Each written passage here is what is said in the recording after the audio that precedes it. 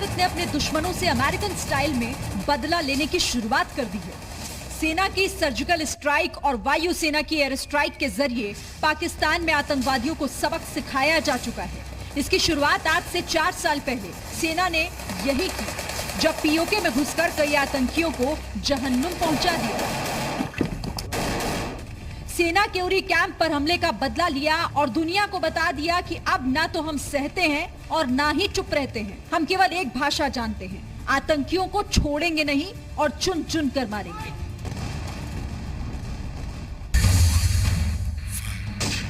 आज से 3 साल पहले भारतीय सेना ने शौर्य की बड़ी मिसाल पेश की थी।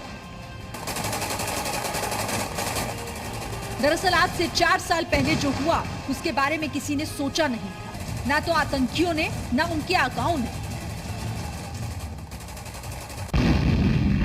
18 सितंबर 2016 को उरी में सेना के हेडक्वार्टर पर आतंकियों ने हमला कर दिया, जिसमें सेना के 19 जवान शहीद हो गए थे। इसके बाद भारत चुप नहीं रहा और उसने बदला लेने की ठानी। पीएम मोदी के नेतृत्व में पूरी योजना बनाई गई और सर्जिकल स्ट्राइक को अंजाम दिया गया। सर्जिकल स्ट्राइक को करने के लिए पूरी प्लानिंग की गई। ऑपरेशन के लिए भारतीय सेना ने पैरा एसएफ को चुना। पीओके में ऑपरेशन की शुरुआत रात 12:30 बजे हुई। एक सोची समझी रणनीति के तहत हेलीकॉप्टर से 25 पैरा कमांडोज को नियंत्रण रेखा के पास उतारा गया।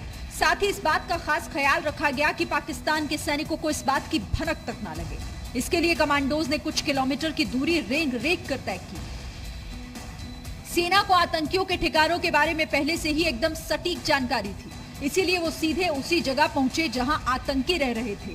भारतीय कमांडो अत्याधुनिक हथियार, grenade, smoke grenades, under barrel grenade launcher, night vision devices और हेलमेट माउंटेड कैमरे से लैस थे।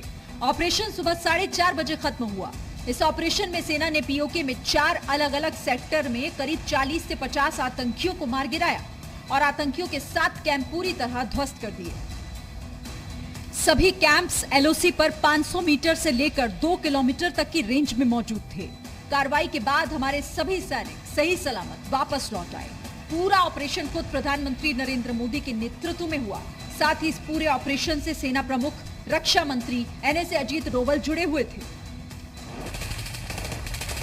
पहले सर्जिकल स्ट्राइक और अब एयर स्ट्राइक के बाद आतंकी और आतंकिस्तान दोनों खौफ में हैं। उसे समझ में आ गया कि अब हमला करके बच नहीं सकते, क्योंकि चुन चुन कर मारेंगे। ऐसा फिर हुआ भी, जब पुलवामा में आतंकियों ने कायराना हरकत करते हुए सीआरपीएफ के 40 जवानों को निशाना बनाया, तो फिर से भारत ने बदला लिया।